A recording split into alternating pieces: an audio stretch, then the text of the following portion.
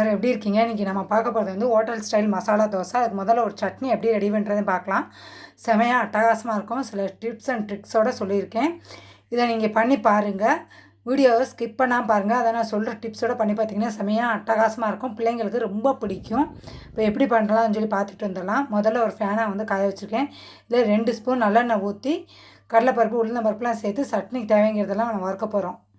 ஒரு 1.5 table spoon வந்து கடலைப்பருப்பு, ஒரு டேபிள் ஸ்பூன் வந்து உளுந்தம்பருப்பு, இதோட வந்து 1/2 ஸ்பூன் வந்து சீரகம், 1/2 ஸ்பூன் சீரகம் சேர்த்து அடுத்து வரமிளகா ஒரு 5 பல் பூண்டு, நான் காஷ்மீரி சில்லி 2 சேர்த்துருக்கேன். சாதா வரமிளகா 4 எடுத்துருக்கேன். உங்களுடைய காஷ்மீரி சில்லி இல்லைனாலும் இதோட கூட 2 சாதா மிளகாய் எடுத்துக்கலாம். இதோட கொஞ்சம் புளியும் சின்ன வெங்காயம் போட்டு வறுக்க போகிறோம். ஒரு பெரிய வெங்காயத்தை கொஞ்சம் பொடிசாக கட் பண்ணி வச்சுருக்கேன்.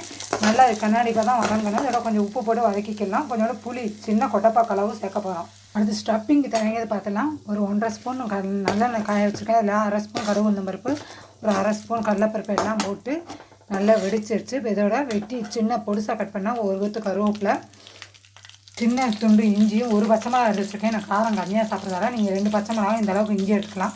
இதை கல் உரலில் போட்டு ஒன்றா இடித்து எடுத்துக்கிற போகிறோம்.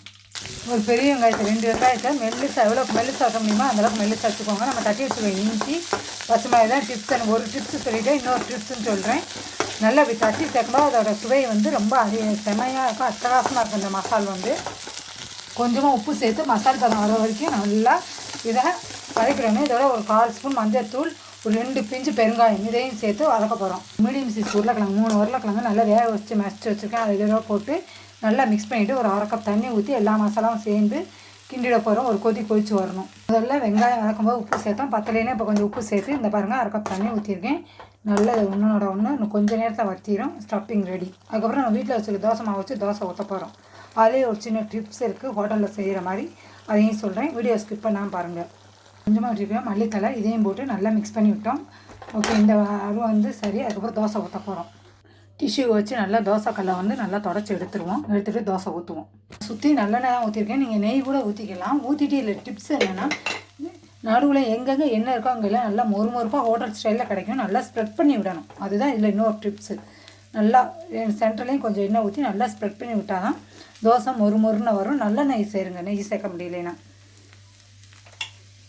வெந்தவொடனே நம்ம சட்னி அரைச்சி வச்சுருக்கோம் இல்லையா, அந்த சட்னியை லைட்டாக மைல்டாக மேலே வந்து நல்லா அங்கே பாருங்கள் தடவி விட்டுருக்கேன். இதுக்கு மேலே இப்போ மசாலா ஸ்டப்பிங் வைக்க போகிறோம். இது மாதிரி மசாலா வந்து ஸ்ப்ரெட் பண்ணி விட்டுக்கோங்க. இப்போ வந்து தோசை வந்து நல்ல மொறுப்பாக சுற்றி வெந்துருச்சுல, செமையான அட்டகாசமான ஹோட்டல் மசாலா தோசை ரெடி. பாருங்கள் தோசை ரெடி. இப்போ டேஸ்ட்டு பார்த்தலாம் செமையாக இருக்கும், அட்டகாசமாக இருக்கும். நீங்களே செஞ்சு பாருங்கள். பிடிச்சா லைக் பண்ணுங்கள், ஷேர் பண்ணுங்கள், சப்ஸ்கிரைப் பண்ணுங்கள்.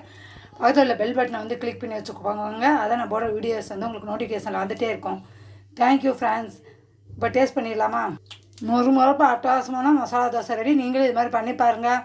பாய். அடுத்த ஒரு புதிய வீடியோவில் உங்களை சந்திப்போம்.